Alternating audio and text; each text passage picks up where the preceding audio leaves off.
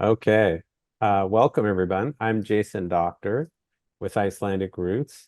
And we're here today with Cathy Josephson. 2024 marks 150 years since the settlements at Gimli and Minneota were formed. And so this is an important marker in time that we want to recognize this year, and that is our webinar series. Today, we're going to be talking to Cathy Josephson about the Minneota settlement and its origins, and particularly the pioneers. I'm going to introduce Cathy. She's going to give a presentation. Then we'll have time for questions. There will be a Q&A box at the bottom next to the share button. It says Q&A. And if you'd like to type any questions you have in there, please feel free to do so. And I'll try to get to them during the webinar. Let me introduce Cathy, though. Cathy was born and raised in Minneota, Minnesota, and she traveled to Iceland with her family in 1994. And when I mean family, extended family, her cousins. And she decided to make it her home in 1995. Symbolically, this decision coincided with about a century of time since her family had left Iceland to move to the US. In 2002, the East Iceland Immigration Center was formed, and Cathy began working there.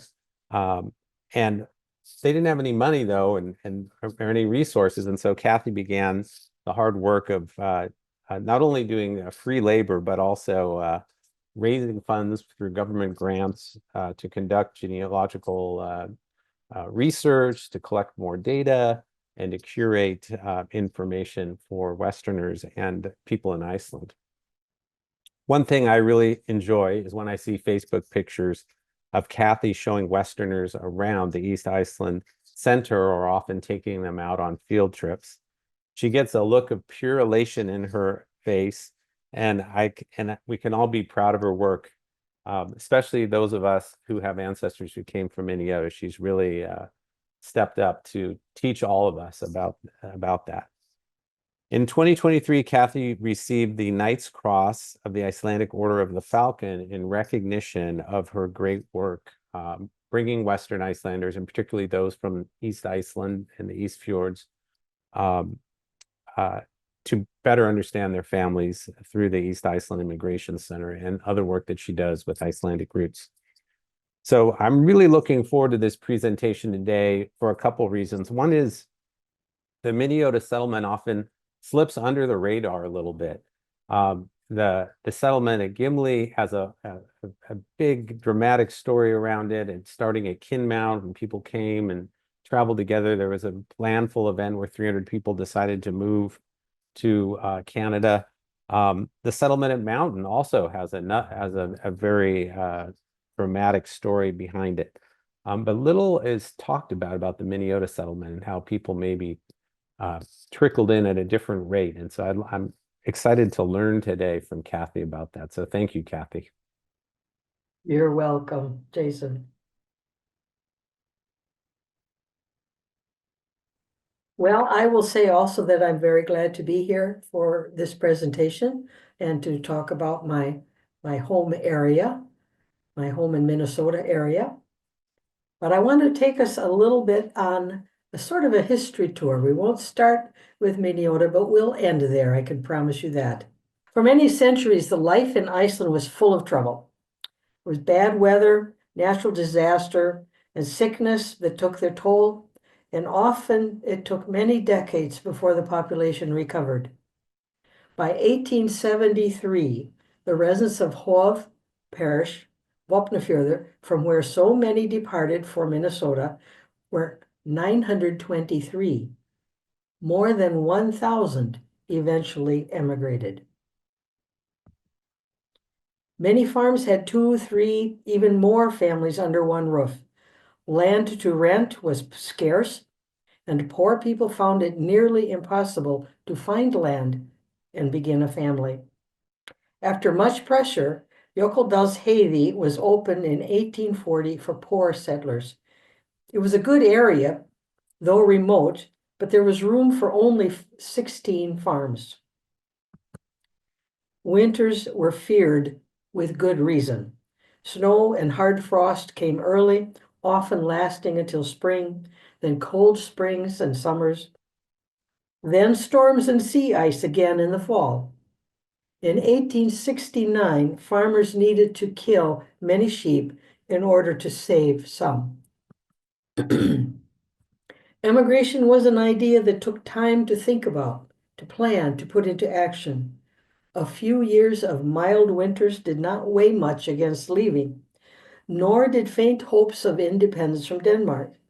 Weather and politics change without much notice, and sea ice makes trouble as it sees fit.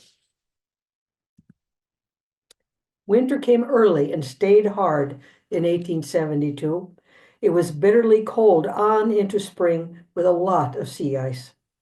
In May 1873, the first emigrants left East Iceland on the SS Björg, a mercantile ship owned by Orm and Wolf, a Danish firm with a store in Vågsøy, bound for Copenhagen. There were 18 passengers. Árni Sigfússon from Ljótsstaðir and his family were on their way to Brazil, as were 4 or 5 single men who later sailed west instead and settled first in Wisconsin. Then, in 1875, Askja erupted explosively. Early on Easter Monday, the shepherds at Grímsstöðum á Fjöllum were on their feet. Outside it was clear and still under the shining moon. New fallen snow covered the landscape. Someone saw that the sky to the south was coal black. The snow was turning darker, and instead of daylight coming, the light was dwindling. Frederick Gudmundsson, a young man then, was an eyewitness. He wrote, "My father walked out with a white dish, and when he came back, on the dish was a thin layer of fine glass or metal slivers of different lengths, some an inch long or even more, and many colored, and not coarser than the finest sewing needles." After a few days, they learned what had happened to their neighbors.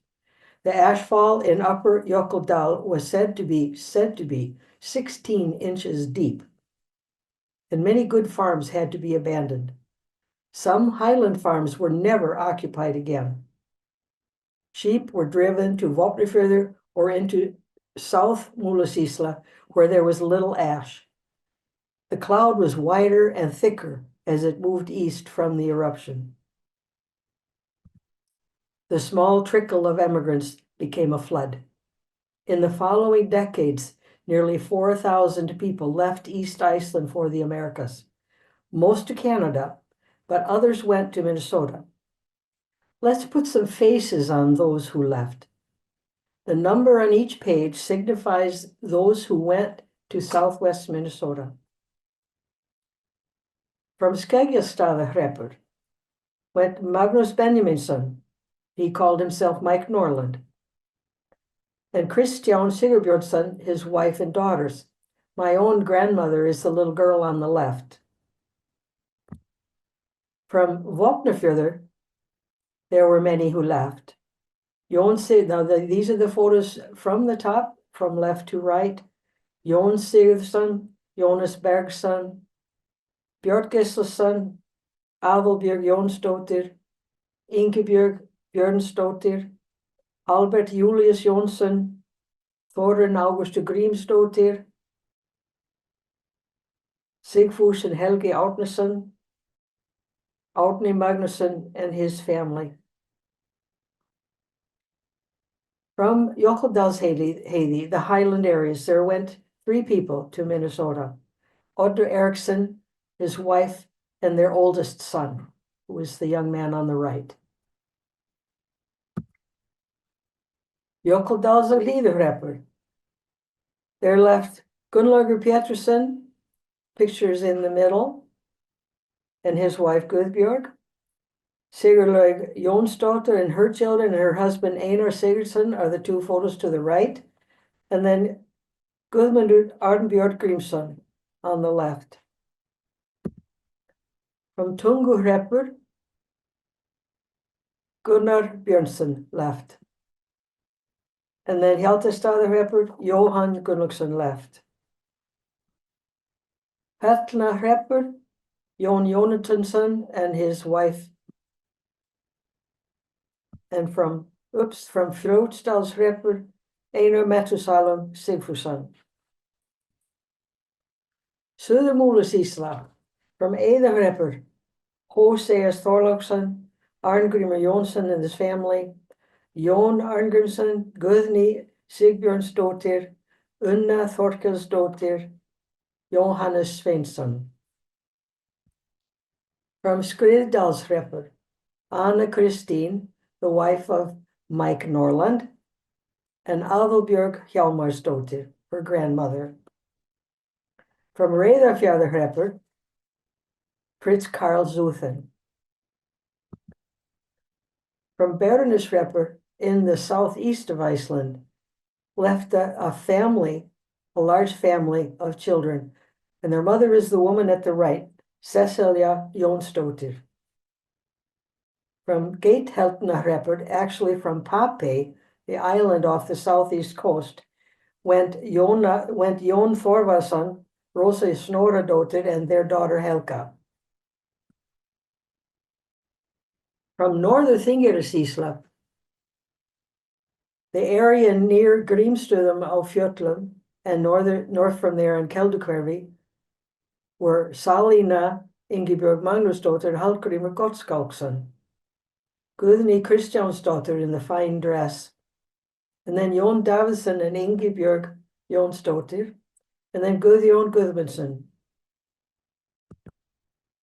From other areas in Iceland, there were 111 known immigrants who went to Minnesota for reasons more to do with politics, economics, education, discontentment, and good news from North America than due to the ashfall. Most of these were from Dalasýsla. Now we'll move a little bit toward Minnesota. In 1823, Major Stephen Long trekked up the Minnesota River on his way to Manitoba. By mid-July, he was camping along the Minnesota River at Granite Falls, fighting hordes of mosquitoes, talking to the Dakotas about the Coteau des Prairies, which they considered to be a spur of the Shining Mountains, which is what they called the Rockies. From this plateau, the cottonwood-lined upper and lower Yellow Medicine rivers flow northeast, falling through Lincoln County's rocky hills to Lyon County's gentle rolling farmland and small villages, emptying into the Minnesota River on its way to the Mississippi. In the 1870s, great numbers of settlers began arriving, attracted by government offers of free land. The railroad brought many immigrants to the area. In 1871, the Norwegians began to arrive. The Irish and English came in 1879. The Belgians and Dutch in 1881. Danes settled near Tyler, calling their settlement Danebod. And Polish immigrants centered around Wilno, named for Vilnius in Poland, in Lincoln County. The Icelanders settled primarily in the area marked by the red crooked circle, northwest Lyon County, northeast Lincoln County, and in Swede Prairie Township in Yellow Medicine County. This new land they walked on was fertile farmland with meadows of wild grass, gently rolling prairie, streams lined by tall cottonwoods, and beautiful lakes. Those who stood at a higher vantage point on the western ridge where the prairie flatlands began saw the valley in all its beauty. West of here, the land turns rocky and hilly, and even now, good portions of the Lincoln County hills are used for grazing cattle and sheep. Gunnlaug Pétursson from Hákonarstaði left Iceland in 1873 with his wife Guðbjörg from Snjóholt and their children. After a few years in Wisconsin as a farmhand, Gunnlaug bought a team of oxen and a wagon and began the 500-mile journey to Lyon County, accompanied by a few Norwegian immigrants. On July 4th, 1875, he filed a homestead claim on land he named Hákonarstaðir along the Yellow Medicine River and wrote home. The next year and the next, people from East Iceland became to settle in the area. In July 1879, the largest single contingent of Icelandic immigrants arrived by train from Chicago, more than doubling the town's population. Jack Frost, the nickname for Johannes Haldursson from Grenjaðarstaðir, met the train between Winona and New Ulm. Their first weeks were spent living in an empty grain elevator and a livery barn. In 1875, the village, first called Nordland, had a post office, a few small stores, groceries, clothing, lumber, medicine in the store owned by the doctor, a blacksmith, a grain warehouse near the railroad tracks. There was train service once or twice a month. And school district number 20 conducted classes in the railroad section house. The town grew rapidly as a business center in the next few years as greater numbers of immigrants arrived. By 1880, there were more than 300 Icelanders living in the area. Most of them were farmers. The young women hired out as servants in homes and the Marshall hotels. The children attended school and went on to college to become lawyers and teachers. A good number became leaders and businessmen in the community. And a handful of these people from a treeless land built sound reputations as carpenters, not just of barns or granaries, but of intricately carved oak banisters, of altars, of beautiful furniture for homes and churches. And cursing. A small group of brave men finally reminded Pete Jökull that it might be a good idea to curb his language. He was, after all, building a church. 5 years later, Minneota boasted a large general store, a grain elevator, a hotel, several stores selling hardware, machinery, and lumber, a furniture store, a tinsmith, a photographer. The population had grown to 113 in the village. Those who came from Wisconsin were able to speak some English and were the first to become store clerks, waitresses, and local officials. Snorri Hugnason served as superintendent of Westerheim schools prior to 1884, and Jack Frost as Minneota's first treasurer when it incorporated in 1881. Others found work on the railroad as draymen, housekeepers, seamstresses, and the housewives raised chickens for egg money. Work that did not necessarily require speaking English, or in this area, Norwegian, Swedish, Danish, Belgian, Dutch, Polish, or German. A good number of Icelanders settled in town to try their hands at other trades. O.G. Anderson and Company was for a long time, well, as you can see, the largest building and actually the largest business of all of those others that were also in the village. This is the inside of the grocery area of the store in about 1905, and then again in about 1970, when Sigga, the treasurer, was exchanging money and sending it shooting across the floor to the cashiers at the goods counters. Also was the G.A. Dahlman store, and there was also a meat market run by Barney Jones. The Johnson store and Gislison's hardware were all found by Icelanders from East Iceland. The Minneota mascot with Gunnar Björnsson and Stefan Westdahl printed all the news you needed to know.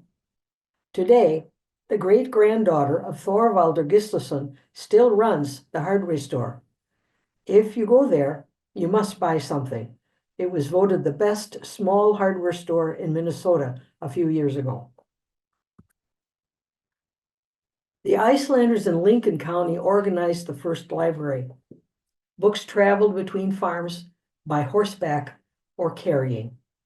The still independent Minneota Library is a direct descendant and is now housed in the old big store, the O.G. Anderson and Company building, which was built by a young man born at Hólar on a tiny acreage parceled from Högstaðir in Vopnafjörður. There was little money for church building, and the Icelanders gathered together in their sod huts, shanties, and small homes regularly from the time of their arrival. 4 churches were eventually organized. First was the Lincoln County Church in 1879. Next was the Marshall Church in October 1887. After losing 2 churches by storms, this small congregation closed about 1910. The Westerheim congregation formed in October 1891 and merged with St. Paul's congregation in the mid-1950s, as did the Lincoln County congregation in the 1960s. St. Paul's Icelandic Lutheran organized in Minneota in 1887, and though very small in numbers, is still meeting regularly.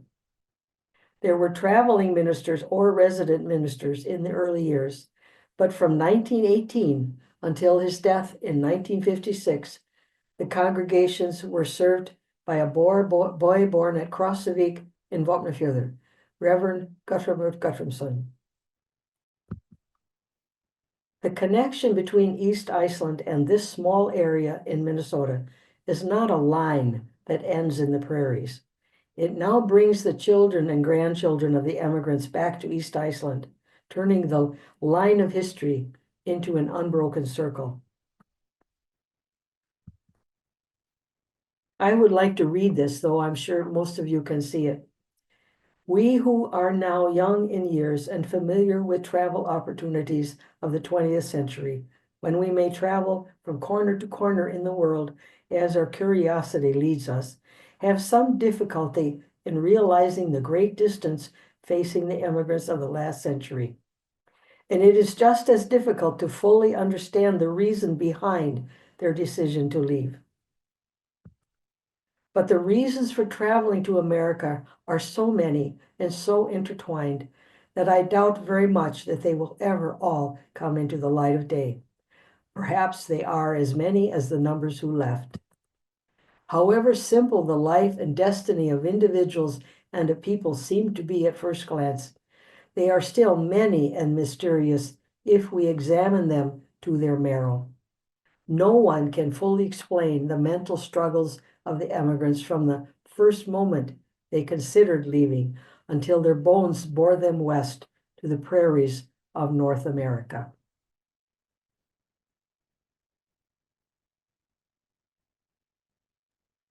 Wow, that was fantastic.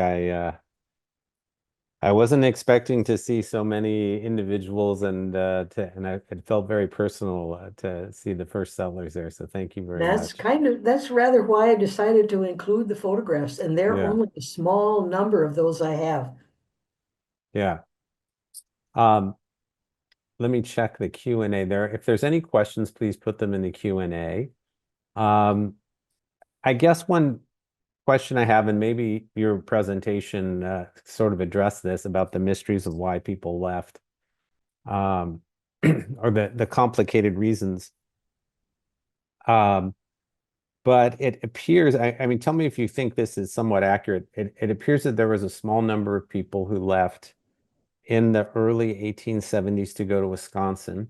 These were mostly single men, and that they maybe made some money and moved to Minnesota from there. And then after Austria erupted, then larger numbers of families came in and there was sort of like an understanding about how to get property, how to purchase property, maybe some knowledge about farming. I think that must have taken about 5 years for people to figure all that out. I don't know if you have some thought on that. There were those who left the year after the eruption. There was a big spike in Right. 1876. And although I don't know for sure that any letters existed that Gunnlaug Pétursson sent back when he got to Minnesota, I'm still quite sure that so many that are connected to his family, this Pete Yuckel I mentioned was his brother, the man who had a problem with his language. And there were other people, another one of his brothers left. And some of my family had married into his family, and some of his cousins, some of his nephews. That sounds very much as if a letter went back. Yeah. It's, there's a place for you if you feel you need to leave. Yeah. So yeah, in my case, my second great grandfather went to Wisconsin for a few years and then went to Minneota, got a farm, then must have sent letters back because much more family came in 1879, a few years later, after the eruption and when things got even worse with the winters. And yeah, Yeah. so I have that same sort of experience with that. There was a So lot of suspicion about emigrating, of course. We've yeah. heard these too. And there was some bad press in Iceland, especially for the areas that did not suffer from the ashfall. Those areas that saw the Hmm. ashfall and experienced it, they knew why they were leaving. Well, Right. they'd had enough. But they still, some of them waited to hear how things went. And one of the things that happened in the southwest Minnesota area were grasshopper plagues.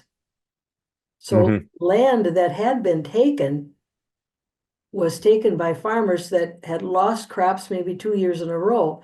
And so that land freed up for Oh, homesteading.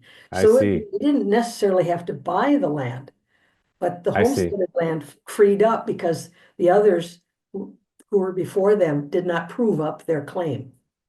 I see. So the land had already been settled, but people didn't Very prove up much. their, yeah, It was good farmland, so of yeah, course it went yeah, quickly. yeah. We have a question in the Q&A. It says, this is from Leanne Fox. I love seeing the photos. Um, and I love that despite the hardship and the trials that they face, that they were able to come to the US. Um, she mentions the mobile library, which maybe we can talk about a little bit later, but she also says, and I think this is an interesting question, I wonder how the decision was made between going to Canada or going to the United States.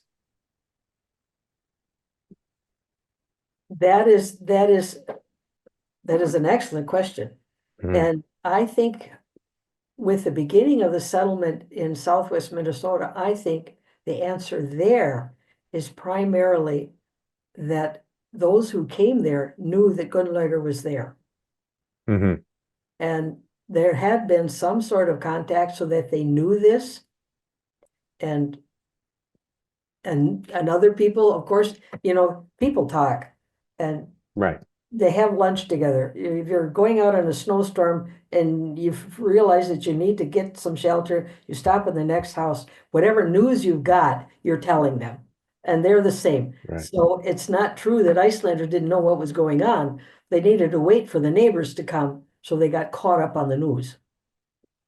And Right. I I think we, yeah, I think they knew who was there and they wanted to come. right.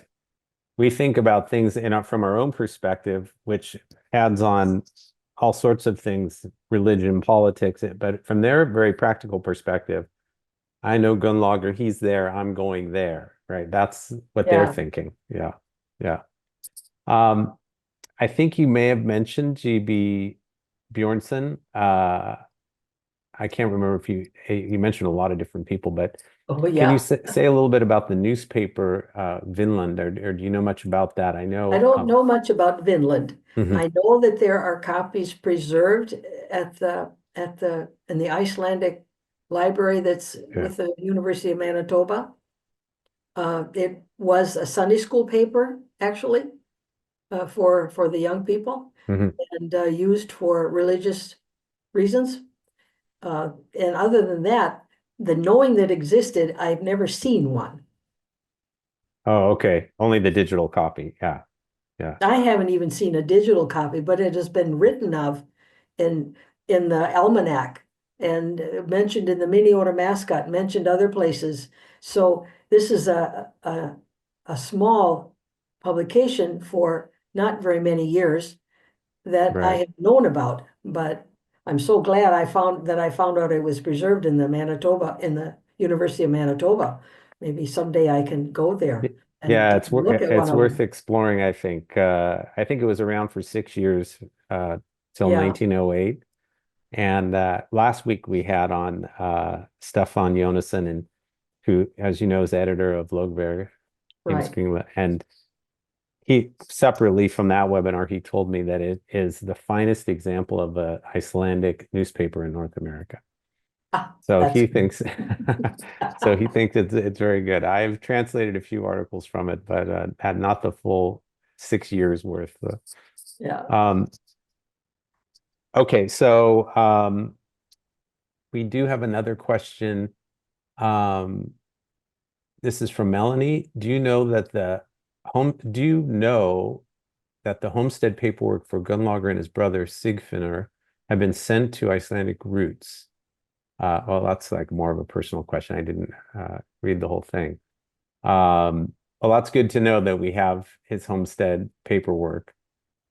Yeah, Um, she has been very good to send in the family information and records like that. Yes, great. good Um, treasure. so the people who came, the 111 people who came from, I'll call it just generally Western Iceland, Dallasisla and other places.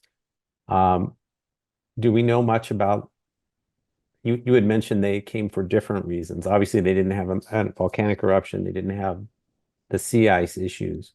That was pretty well a supposition on my part. Mhm. If you're not coming because you're really poor and the ash wall has ruined any hope for you in East Iceland, you had to have another reason. Yeah, And or other people who have said after they immigrated that it was for politics or personal reasons or young men going off on adventures, all these sorts of things. So they're all valid reasons. right. But it was a mix of reasons, and It was a mixture of yeah, reasons, yes. okay. Um, Once you got to Minneota, um, well, Bill Holm once said that you had a decision. You could go to Canada and maybe go to New Iceland, and um, you your Icelandic heritage would remain prominent. But he said that in Minneota, that after a couple generations, poof, you might forget that you're Icelandic very much. Not you haven't, and a lot of people haven't, but um, that you would blend in more, that the Icelanders were a minority group in the larger community, and you pointed that out also. What efforts were there and are there to preserve the heritage aside from what you do and what you're doing? Um, and what more could be done? This is kind of just a question about like what's been the progression of that over the years, and what more could be done in your mind? Some probably 20 years ago now, I'm not sure of the Mhm. date, there was a society formed and the person who is now in charge of it is getting very old. And we should probably try and find someone else to take over it. And it was called the Society for the Preservation of Minneota's Heritage. And Mhm. it pointedly does not mention exclusively Icelandic heritage because it Mhm. was a real conglomeration of people. And why aren't there more Icelanders? Well, there was a cousin of mine who also was very much interested in genealogy of the Icelanders that went there. And he discovered that many of them did not marry because there were too many cousins there.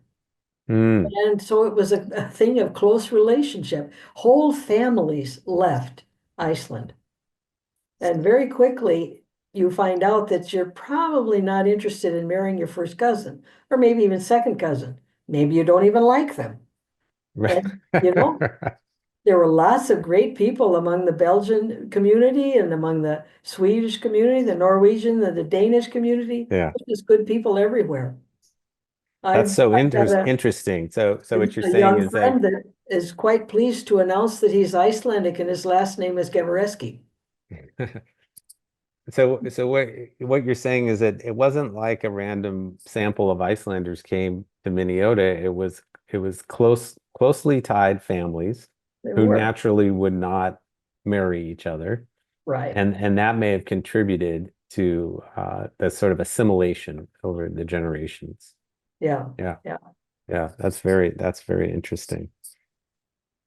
Um, and there's another question about uh, what was spoken in town. Were people speaking Icelandic? Were they speaking Danish? Because the Danes and the Icelanders probably spoke some Danish, or do we know? There again, I'm referring back to Bill Holm, Mhm, who was born in 1943, mhm, about 8 years before I was. mhm, And he grew up hearing all of these languages still on the mhm. streets of Minneota. Interesting.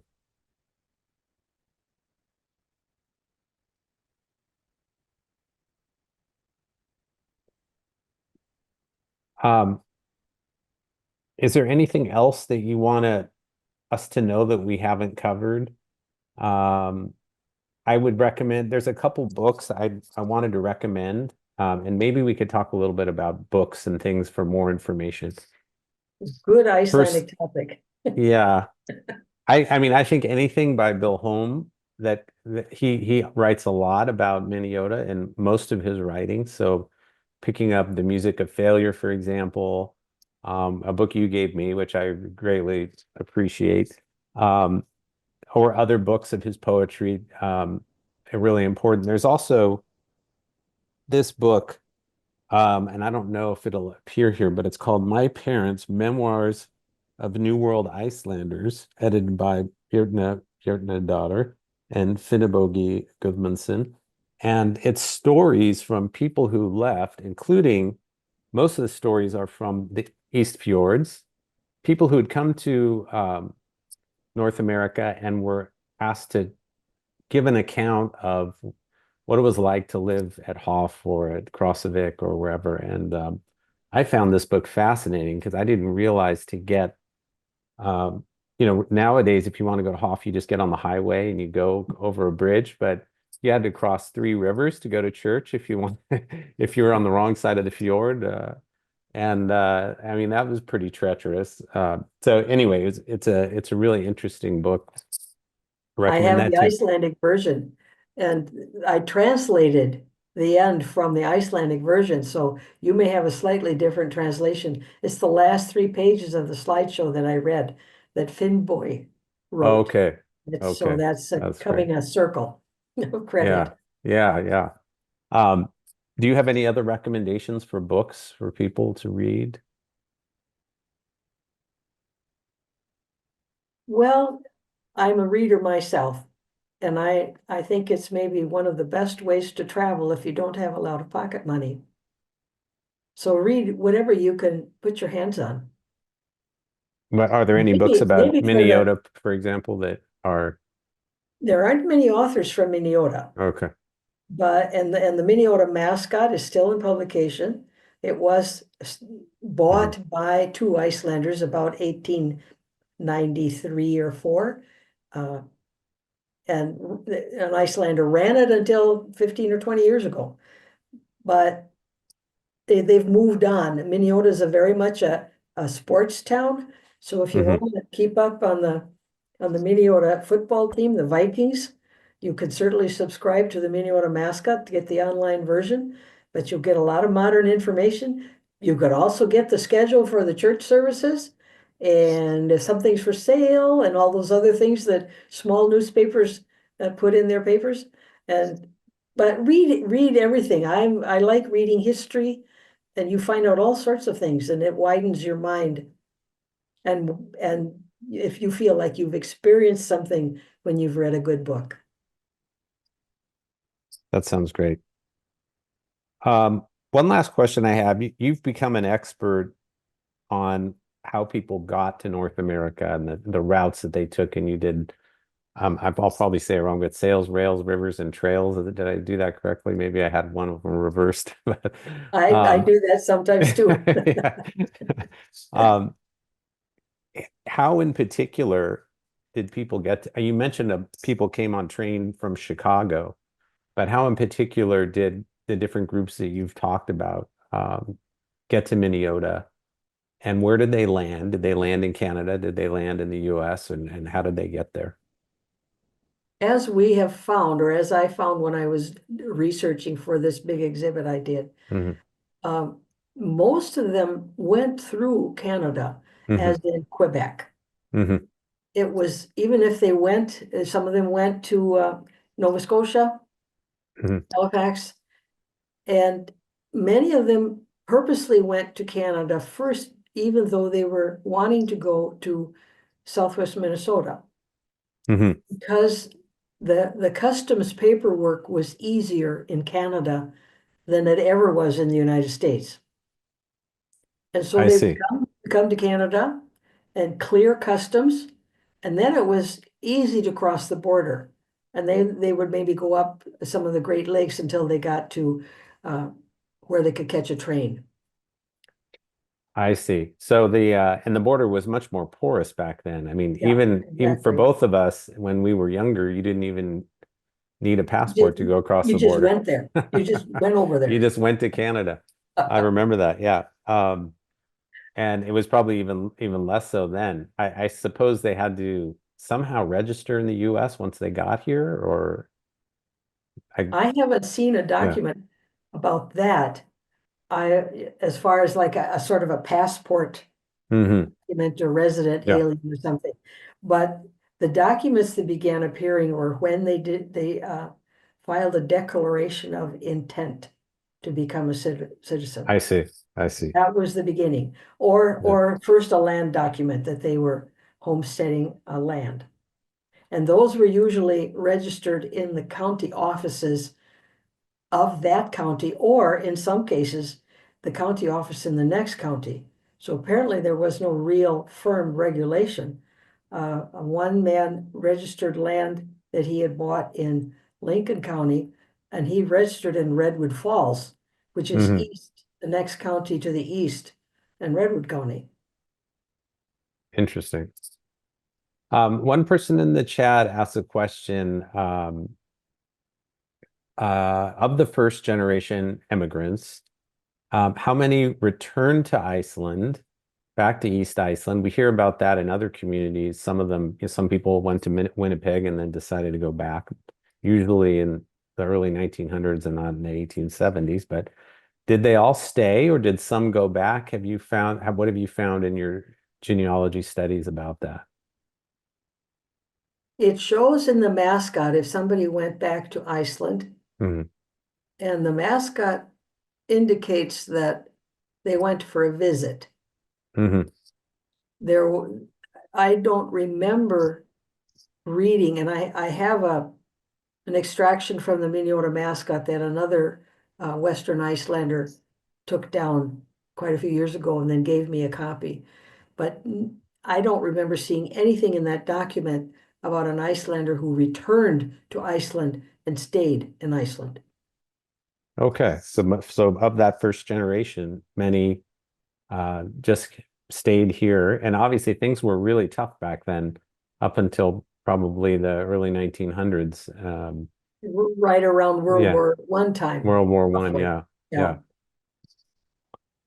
yeah. Was there communication and travel with other communities, with mountain, um, was there I know there was well, I know, for example, that some of the Western poets would travel around and did they go to Minneota? Did people travel to Gimli or to Mountain or other places, Saskatchewan, or were they more isolated in Minneota in the early days? Considering the fact that if you went anywhere, you went on horseback if you couldn't get the train, it's incredible how much travel they did. Yeah. If there was the church synods, for example, if the church meetings once a year, they would go wherever. There was one held in Minneota, they were held in Mountain in North Dakota, and other places, and in Canada. They went, Interesting. visiting a lot back and forth, writing letters. There was a man from Minneota, I think it was Snorri Hognason, who had Uh-huh. letters that were printed either in the Lugberg or the Heimskringla. So there was a lot of contact back and forth. And these two newspapers, which are later now and are now one, they collected a lot of information from whoever wanted to send in. People who were sick, people who were visiting, mostly visiting Winnipeg, hmm that sort of thing. There was a lot of communication. Okay. I know that there was a train from that was started in 1904 from Minneapolis to Winnipeg that was probably a major thoroughfare, but it's interesting that that's, 30 years after they had lived there. Um, that's a lot. You're right. That is a lot of travel, and getting there on horseback is difficult. But they weren't isolated, is what you're saying. They were kind of visiting family, going back to Canada, going to um, mountain or other places. There were even a few notices in the mascot about so and so testing the air in California. I